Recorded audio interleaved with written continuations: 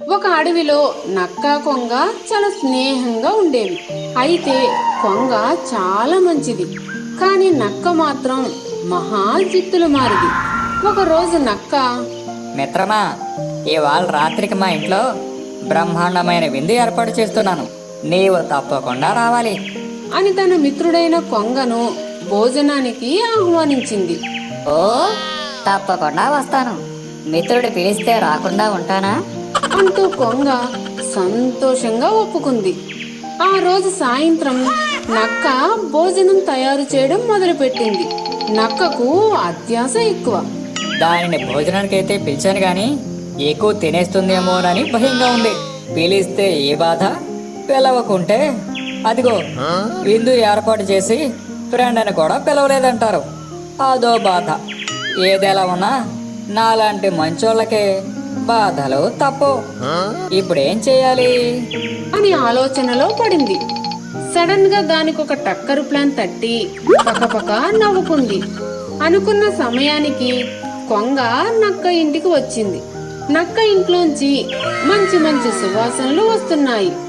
నా మిత్రుడు నా కోసం రకరకాల వంటలు రెడీ చేసినట్టున్నాడు.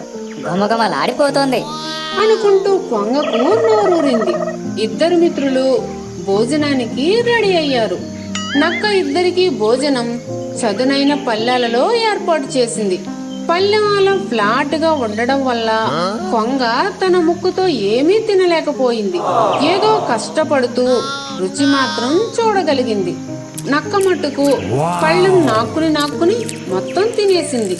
పాపం కొంగ ఆకలితోనే ఇంటికి వెళ్లిపోయింది. తన ప్లాన్ ఫలించినందుకు జిత్తులు మారి నక్క పడి పడి నవ్వుకుంది. అలా కొద్ది రోజులు గడిచాయి. ఈసారి కొంగ నక్కని భోజనానికి పిలిచింది. మిత్రమా, ఇవాళ రాత్రికి మా ఇంట్లో బ్రహ్మాండమైన విందు ఏర్పాటు చేస్తున్నాను. నీవు తప్పకుండా రావాలి. ఓ, తప్పకుండా వస్తాను. మిత్రుడు పిలిస్తే రాకుండా ఉంటానా? రెక్కలు కట్టుకుని వచ్చి మరీ వాలిపోతాను అంటూ నక్క ఎగిరి గంతేసింది. అనుకున్న సమయానికంటే ముందే నక్క కొంగ ఇంటికి వచ్చేసింది.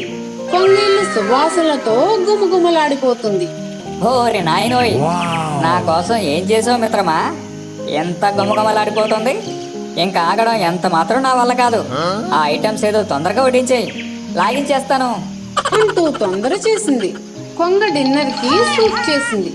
చేసిన సూప్ ని 2 కూజాలలో పోసి ఉంచింది. అందులోని సూప్ ని నక్క ఎలా తింటుంది? అది ఎంత ప్రయత్నించినా కాస్త కూడా తినలేకపోయింది.